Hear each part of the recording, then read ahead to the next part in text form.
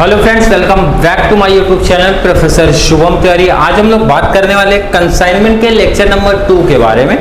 Lecture number 1 में हम लोग ने जस्ट सिंपल चीजें बात किया था, कंसाइनमेंट क्या होता है, कंसाइनर एंड कंसाइनी कौन होता है, clear. Lecture number 2 important short notes में आपको क्वेश्चन आता है कंसाइनमेंट का एंड सेल्स का।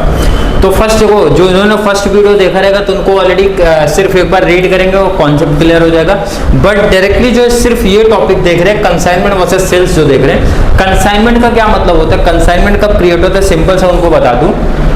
सेलर, यहाँ पे मैं एग्जांपल लेता हूँ, आपको समझ जाएगा। ये सेलर ए है, बी।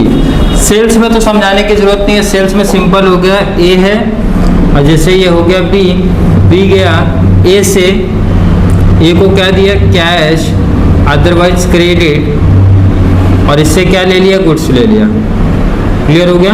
तो यहाँ पे ये तो सेलर हो गया, ए सेलर हो गया, बी बायर हो गया, क्लियर हो गया। तो सेल्स तो आपको ऑलरेडी सिंपल सा पहले से ही पता सेल्स क्या होता है। बट कंसाइनमेंट में क्या बताया था मैंने, ए जो है ए यहाँ पे ये कंसाइनर होता है और बी यहाँ पे कंसाइनी होता है।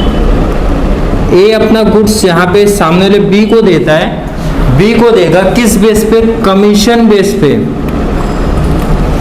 कमीशन बेस पे। ए अपना प्रॉफिट देखता है, कंसाइनर अपना प्रॉफिट बढ़ाना है, भाई इसको प्रॉफिट अपना इंक्रीज करना, प्रॉफिट से मतलब है अपना, बी को अपने कमीशन से मतलब है। तो यहाँ पे इनके बीच में जो रिलेशन है प्रिंसिपल एंड एजेंट वाला रिलेशन है।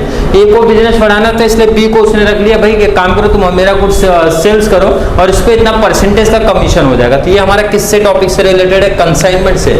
ये कंसाइनर एंड बी हमारे यहाँ पे क्या होता है, कंसाइनी होता है, क्लियर। अब ए जो बी को, यहाँ पे एक और चीज क्लियर होनी चाहिए, ए बी को जब गुड्स भेजेगा तो बी, कॉमन सी बात है भाई, एक तो कुछ तो डिटेल इस तरीके से बनाएगा,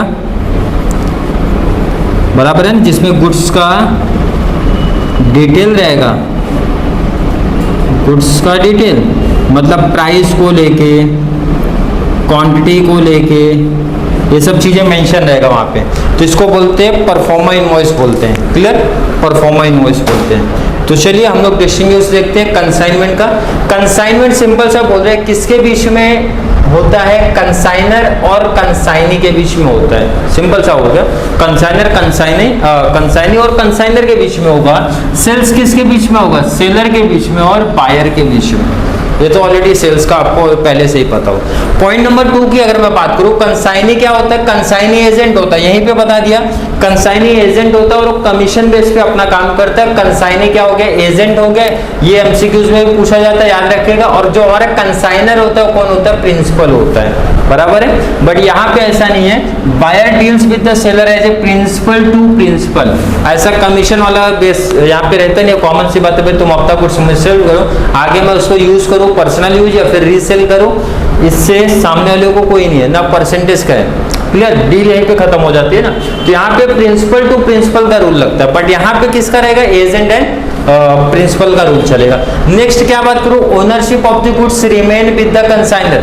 मैंने क्या बोला, गुड्स उसने ट्रांसफर किया, सेल नहीं किया, गुड्स उसको दिया बेचने के लिए, लेकिन मालिक कौन है, ओनर कौन है, अभी भी ए मींस कौन, हमारा कंसाइनर। इस केस में ओनरशिप जो रहता है वो कंसाइनर का ही रहता है, वो चेंज नहीं होता है। बट यहाँ पे क्या रहता है, बायर का हो जाता है। जैसे बायर ने उसको पेमेंट किया, गुड्स अपने पास लिया, तो ओनरशिप चेंज हो जाता है। Ownership of the goods is transfer to buyer, किसका हो जाएगा, बायर का हो जाएगा।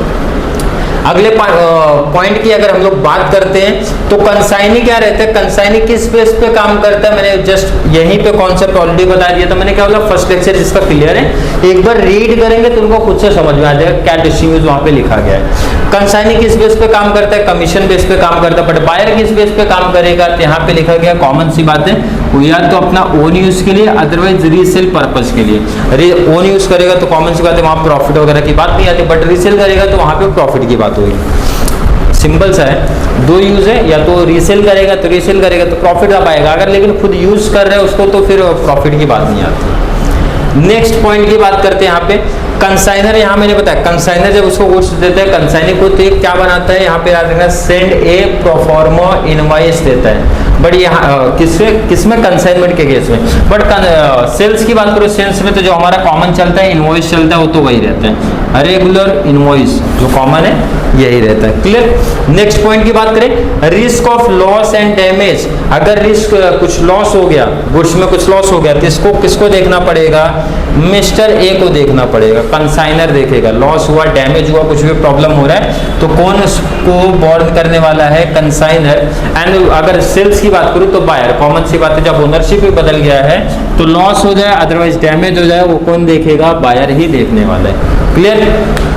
नेक्स्ट, प्रॉफिट और loss on the sale. Profit होता है, लॉस होता है, तो ये तो मैंने मेंशन कर दिया कि किस लिए करता है प्रॉफिट, तो ये तो कंपलसरी नहीं है, हमेशा प्रॉफिट ही और लॉस भी हो सकता है। तो ये प्रॉफिट एंड लॉस कौन किसके ऊपर जाएगा भैया, ये जाएगा कंसाइनर के ऊपर जाएगा।